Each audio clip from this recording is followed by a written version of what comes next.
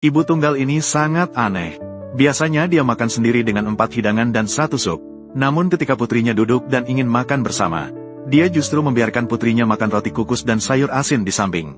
Ketika ayah kandung putrinya datang untuk mengakui putrinya, dia bahkan tanpa ragu menandatangani surat pemutusan hubungan.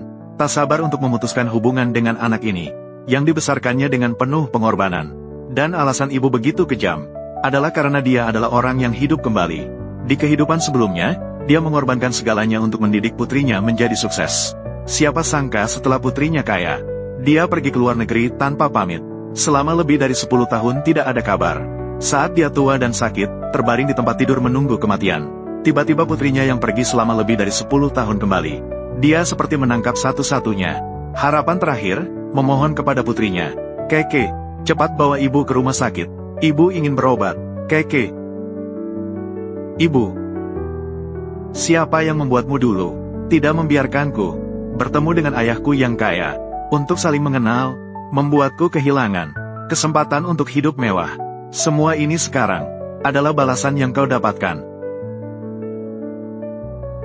Hingga saat ini, wanita itu baru menyadari, ternyata putrinya kembali untuk membalas dendam. Ketika putrinya SMA, ayah kaya itu pergi ke sekolah untuk mencari.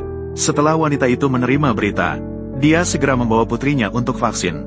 Dengan sengaja mengatur waktu berbeda. Namun, putrinya mengetahui kejadian dari guru.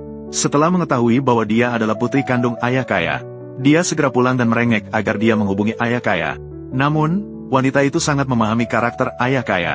Selama bertahun-tahun tidak peduli pada putrinya. Sekarang tiba-tiba mencari pasti bukan hal yang baik. Dia tidak ingin putrinya terjebak dalam bahaya. Dia menolak putrinya untuk mengenali ayahnya. Namun, putrinya justru membencinya karena itu.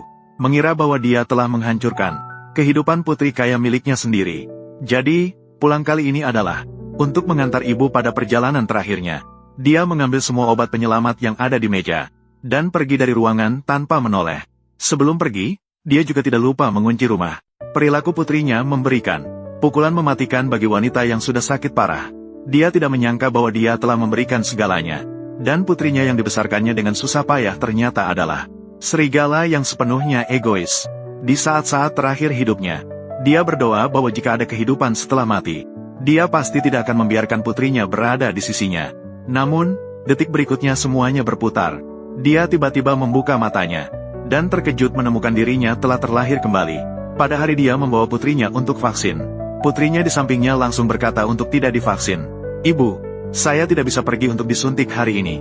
Saya harus pergi ke sekolah." Mendengar kata-kata putrinya yang penuh keyakinan, wanita itu segera menyadari